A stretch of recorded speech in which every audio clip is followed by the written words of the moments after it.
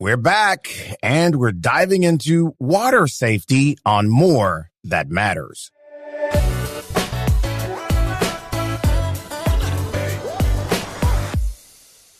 Welcome back to another episode of More That Matters. When it comes to our children, there's a never-ending list of things we do to keep them healthy and safe, especially when they're around water. With us today is Dr. Martha Whyte, the Regional Medical Director for Region 7, to discuss two important topics, water safety and drowning prevention. Doctor, hello, and thank you so much for joining us. Very important topics, and we need to let our listeners know what is important and why these topics are so important. So let's start off. Let's start talking about drowning and how common, unfortunately, it is. Well, drowning, unfortunately, in Louisiana, we have a lot of waterways and we have a lot of people with pools because it's hot around here. So it is a very common problem that we deal with. In Louisiana, we have the highest drowning rates in the country. And it is actually our third reason for death for children from 1 to 14. I did not realize that, Clay. Did you? I did not know that. Not. Yeah.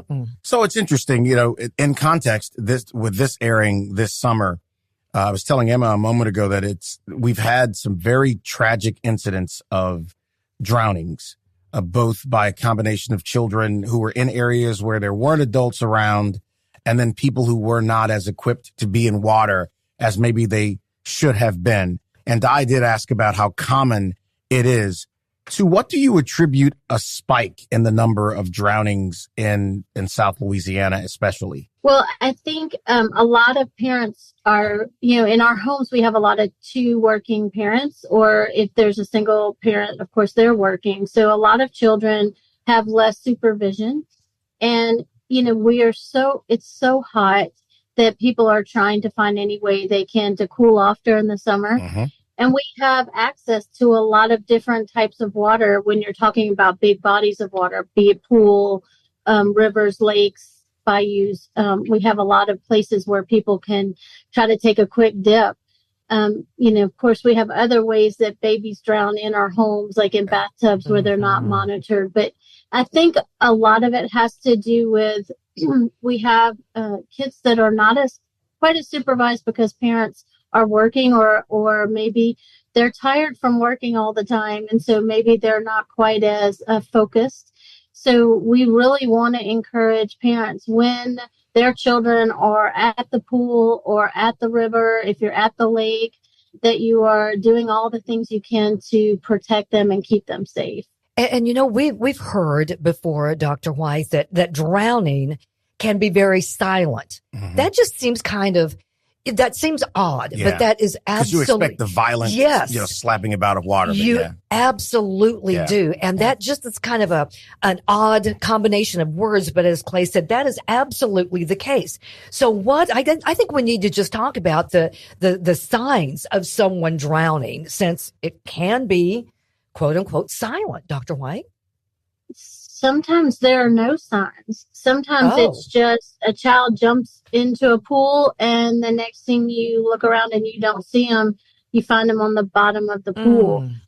There are times when perhaps they're playing around and being silly with each other and they're splashing around and maybe they get dunked under and they did it so quickly they didn't have a chance to take a breath and then they get in trouble, where you can perhaps you heard that splashing. And then sometimes, of course, kids get panicked and they'll splash and yell help. But you have to be paying attention because it can be very noisy at a pool or in a lake, around, where there are a lot of people. And when you're with friends, sometimes you think, oh, he's just kidding. He's just kidding. There's nothing wrong. Right. There's not, not a threat of drowning. When you're kids, you don't even think that. You don't even consider that. But they think, oh, he's just kidding. He's fine. There's no problem. Yeah. You even have those kids that scream help as a joke, and you have to really teach them to never say those words unless you really, really need help, because we want people to pay attention to them. I just want to say this, that in many communities across Louisiana, whether it is the YMCA or a park or recreation division of a parish or some nonprofit with certified trained people. During the summer, there is a concerted effort by these organizations to teach children how to swim at no cost.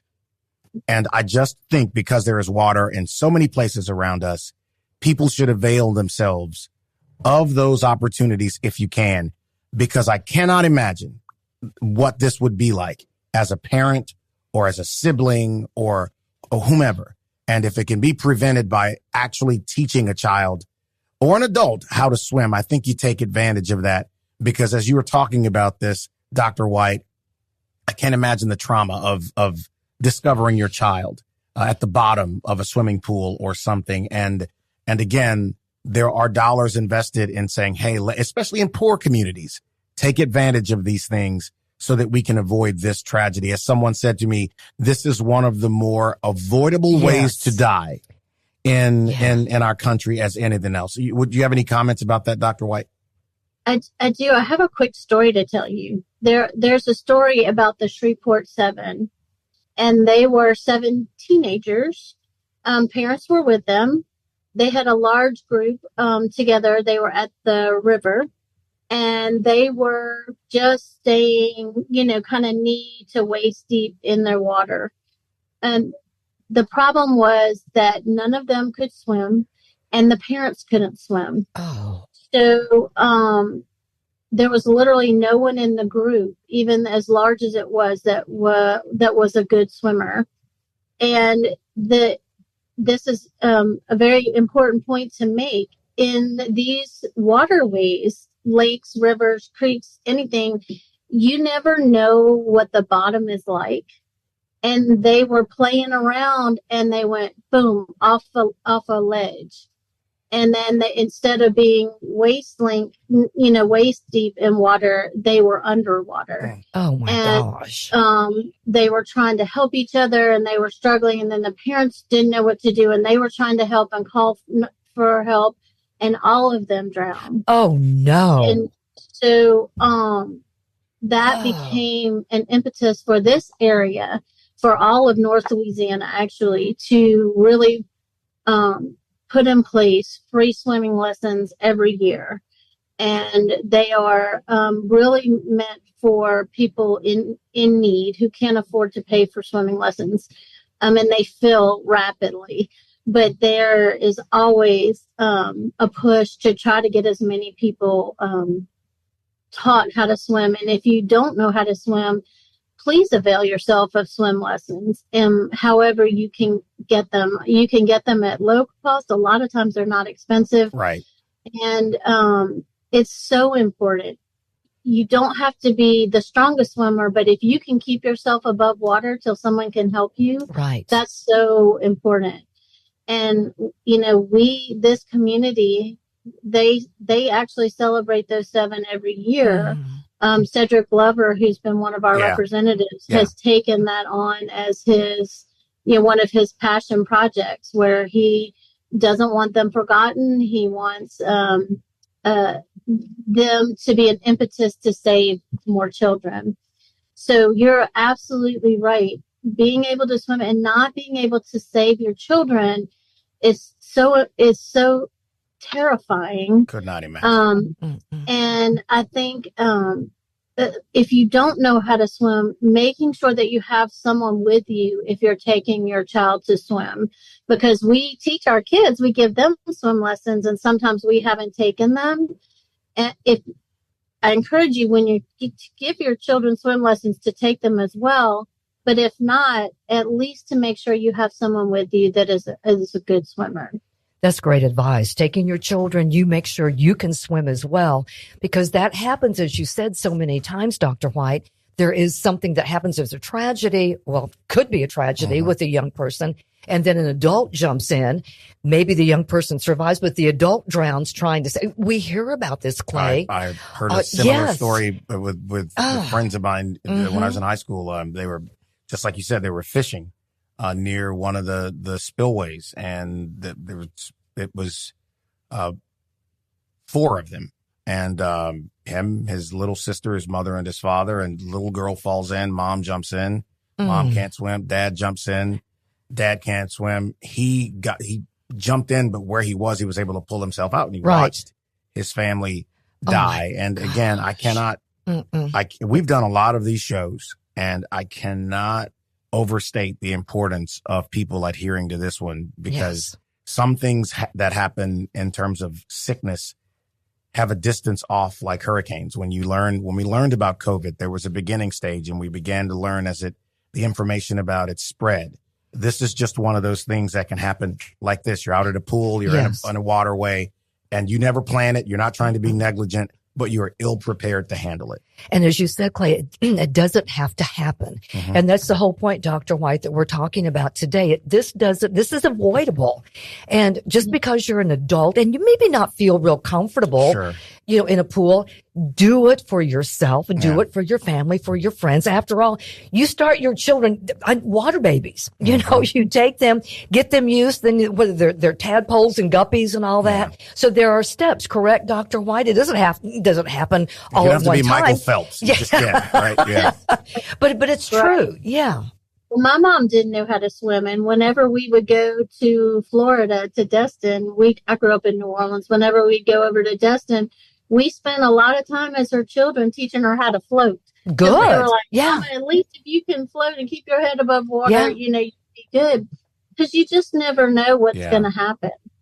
And, one of the things I really want to make clear is, we have all these natural waterways that we're so blessed with in Louisiana, but we really don't know the topography of them. Right. We don't know the currents. We don't know where it gets deep and where it might be, whether you're on a shelf or not. And then actually, these 7 were actually on a very large shelf. And so they were walking around playing football, and they thought they were good. And then all of a sudden it was just like one of them fell off. And then before you know it, they were all off. And so we make sure that you are, if you don't know how to swim, you wear a life jacket. If you're in that kind of water, that you have people around you that know how to swim. And that if you are a person who knows how to swim, that you are watching those around you, that, we unfortunately nowadays are always on our cell phones, and we like to, or, on those ebooks and you're listening to music, and it's easy to get distracted. Take shifts if you have friends with you, but make sure that there are a couple of you that are really focused on the water and on the people in the water. Any age in the water, because even the best swimmers can get in trouble at times. So you want to make sure you have somebody who's focused on those people that are in the water, playing around, having a good time. And again, you talk about people on party barges. You're out having a good time. Maybe, a little adult beverage is involved too. Don't be afraid to say no. Not going to do it. Don't be afraid to wear a life jacket. If you're not comfortable in the way, you just have to speak up and be aware of what you need to do for yourself, for your friends, for your, the environment. That's really bad around here. Yes. Really bad. It really is. On False River over in Pointe-Coupee Parish, on average, unfortunately, once a year, there's some kind of water tragedy or near tragedy that involves people being out there and alcohol being a part of the equation. Doc, I'd like to ask, what is dry drowning or secondary drowning? Dry drowning, secondary drowning, that is when you inhale water. So it can be like quickly, like maybe someone dunked you in the pool and you weren't ready, and you get a bunch of water, and instead of it going down into your esophagus, into your stomach, it goes into your trachea and down into your lungs. Ugh. And sometimes it'll hit really quickly on your vocal cords, and they'll close. They'll try to protect your airway, and how tightly they close can be is what's going to determine how dangerous it is for you. Wow. That is a sudden thing, and you will see a person start with that. If you've ever heard a croupy cough, our children.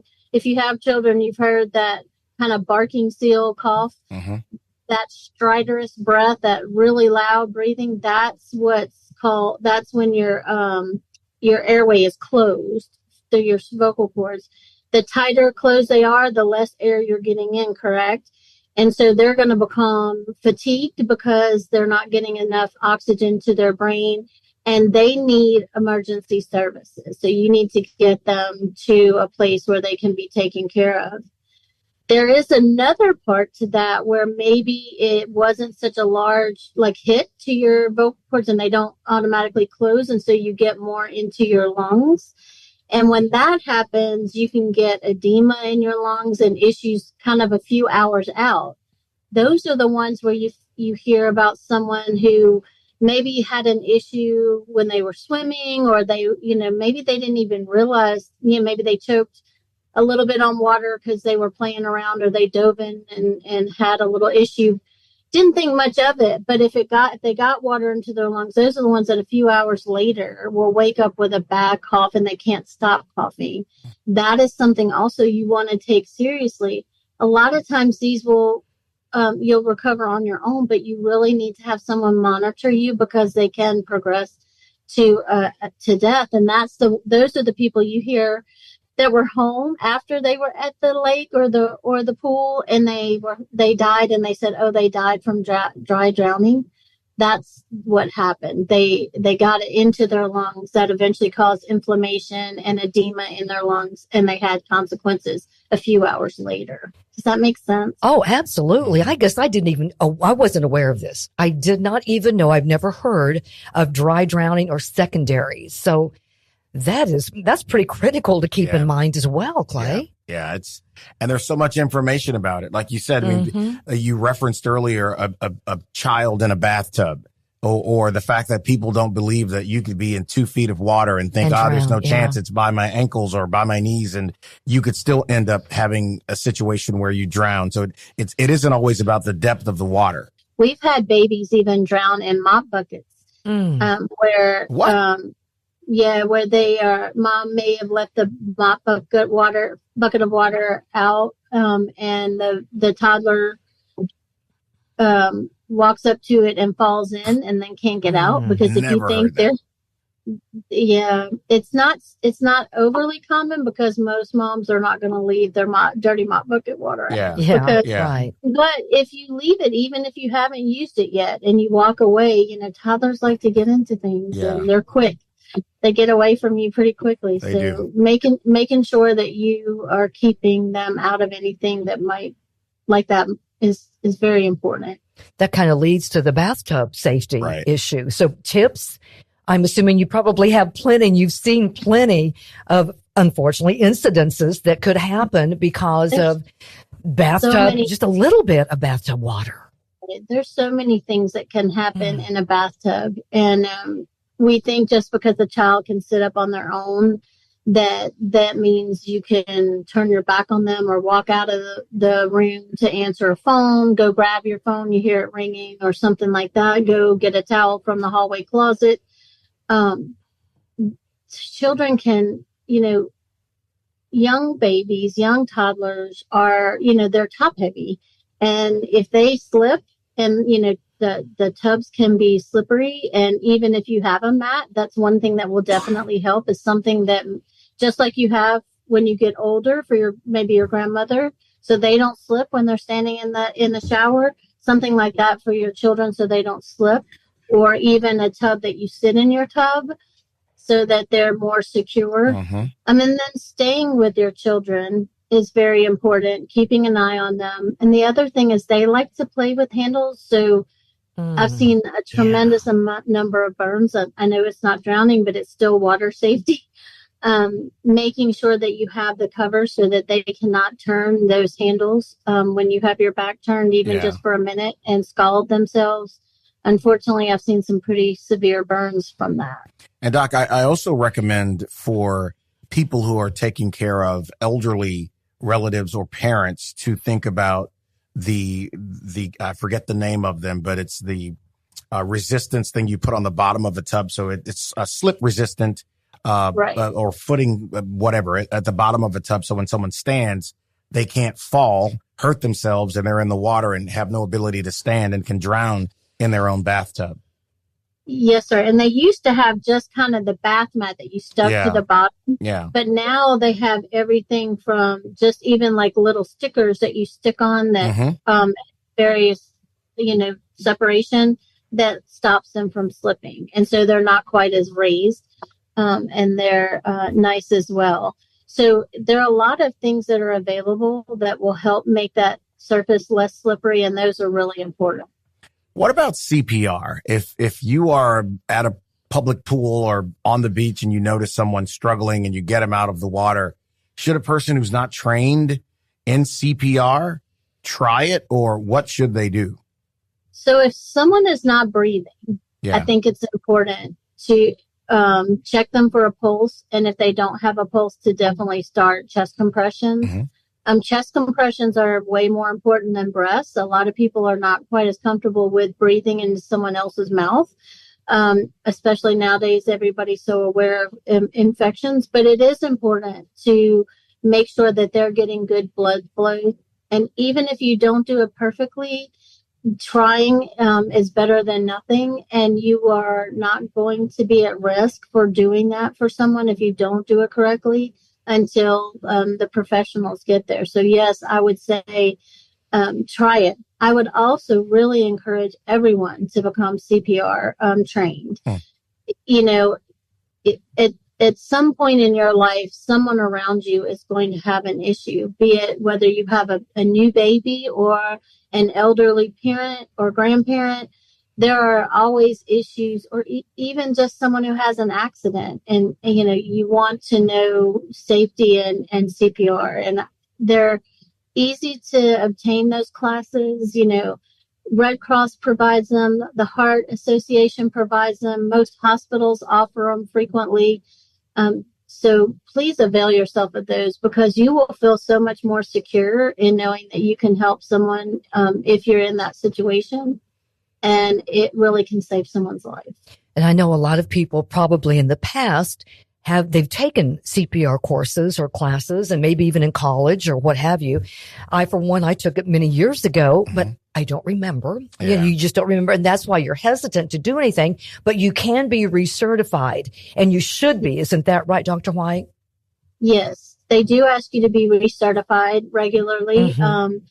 And depending on which level you take it, that varies, whether it's every year, every 3 years. But even if you're not going to be a certified person, but if you keep your skills up, so say I haven't done it in a couple of years and I feel like I'm not quite sure, go take another class. It's really beneficial to you as well as to the people around you.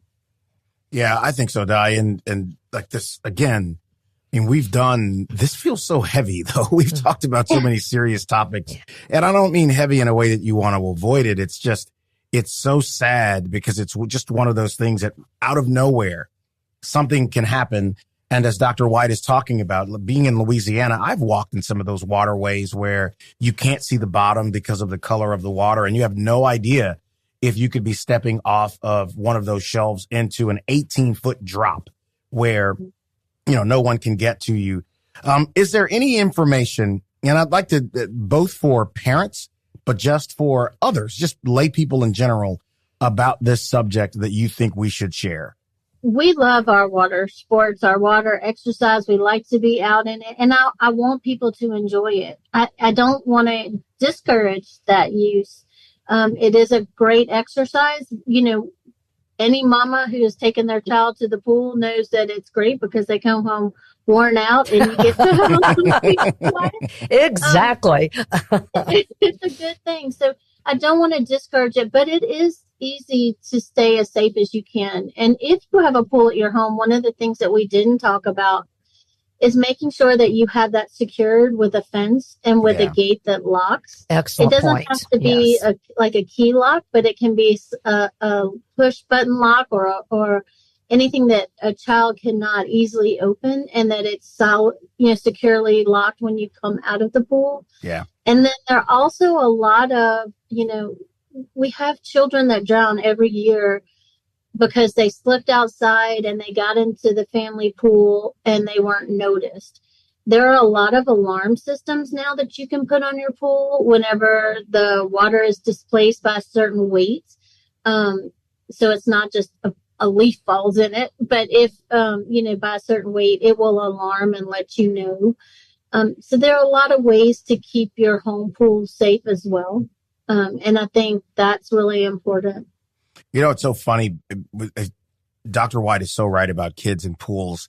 I have been in places where, when a resort or a hotel writes no diving, I think children take that as a challenge to just cannonball at any point where they see those words. And sometimes where they're jumping could drop 7 feet just like that. And just as you're coming outside as a group to go get settled in, you don't realize little Johnny or little Janie has already jumped in because they saw the water. And so what I would also encourage is keep your head on a swivel. Even when you are with your kids and you're doing things, don't be so concerned about everything you're bringing out. Make sure you see them at all times, because anything can happen and they move so quickly and can get away from you so fast. Yeah. And look, I would not wish that on anyone. No, not at all. And even if they're good swimmers, because, even a good swimmer can get into trouble.